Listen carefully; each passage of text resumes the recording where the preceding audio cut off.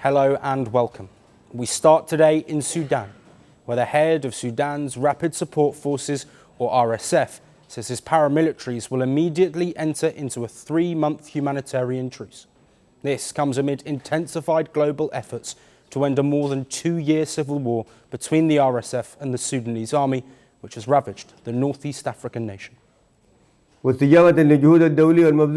response to international efforts, including the initiative of U.S. President Donald Trump and the Quad mediators and the African Union and IGAD, we are announcing a humanitarian truce providing for a cessation of hostilities for 3 months. This announcement follows peace proposals put forward by 4 mediating nations: the United States, Egypt, Saudi Arabia, and the United Arab Emirates, known as the Quad. A proposal earlier this month included plans for a 3-month truce, allowing vital aid and respite for tens of millions of Sudanese people.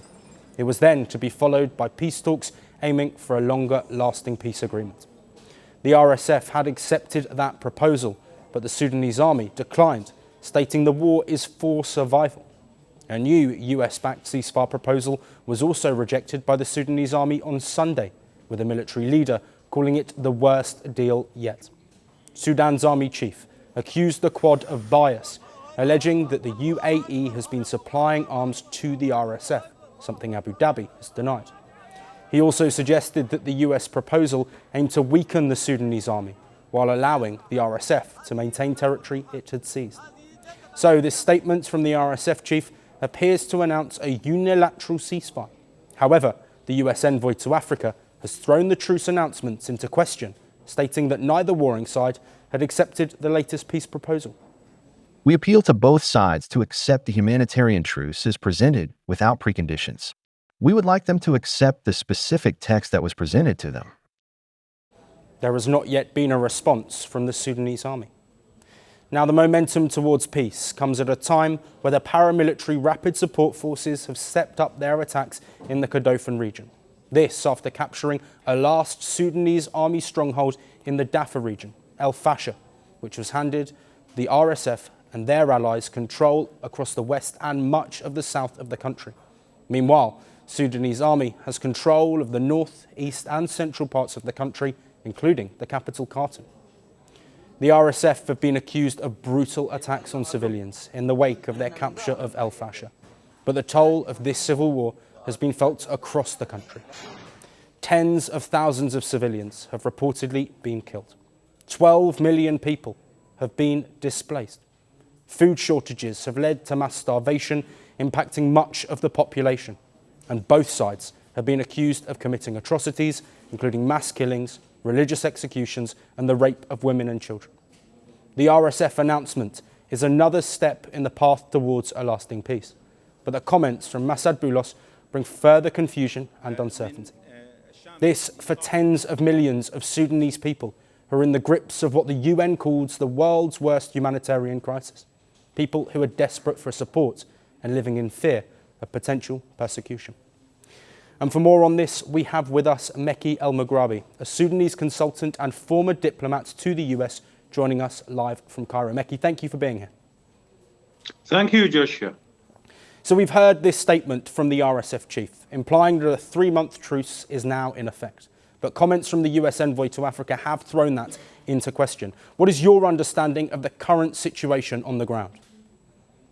Yes, the US envoy, Mr. Paulus, said that nothing happening on the ground. And that is true because just 3 hours after the RSF militia declared the truce or the ceasefire, they attacked the city of Baba Nusa. And before Mr. Paulus, the US envoy, the Secretary of State, Mark Rubio, said that RSF, they declare the truce or the ceasefire, but they are not committed. They say things, but they do another things.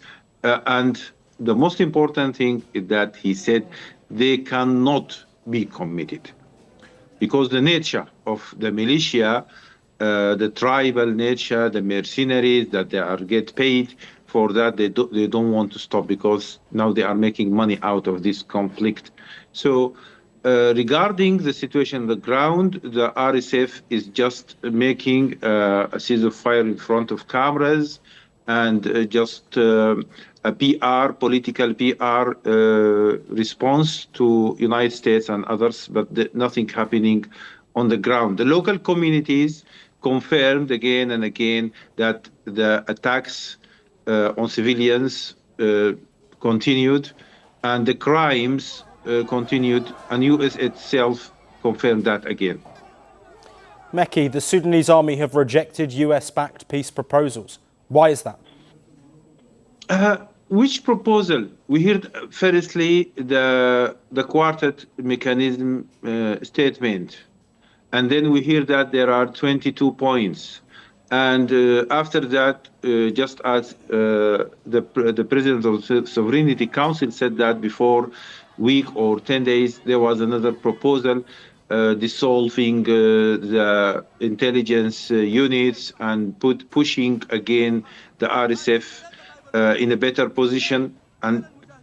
But in all cases, the US proposals under review usually, and the things that I'm sure that rejected by 100% is not the content of the proposal or having discussion bilateral with the United States. The things that is totally rejected by Sudan is having UAE as member of the quartet and mediator in the Sudanese issue, because it is part of the attack on the Sudanese people. Meki, I want to look at the broader conflict as we bring our discussion towards a close. Of course, a back and forth that we've seen, an announcement today made by the RSF and then the US rebuttaling that. But we know that tens of millions of Sudanese people are facing the horrors of this brutal conflict. Should both warring parties put the civilian safety first ahead of any other motive?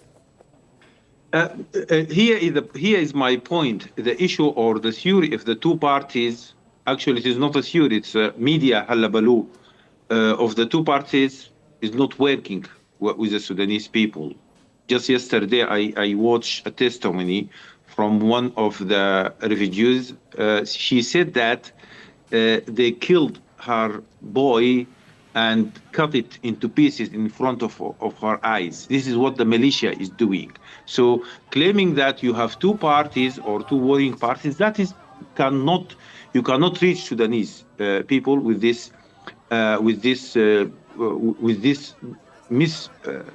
misinformation or disinformation. The Sudanese people see an army and sovereign government and then a criminal, terrorist, rebellious militia. So in this case, you need to reach the Sudanese people. Also, you need to reach the communities. One of the problems that facing United States and Europe, there is a large community of the relatives of the victims there. And the elections is coming, and they will pay for that.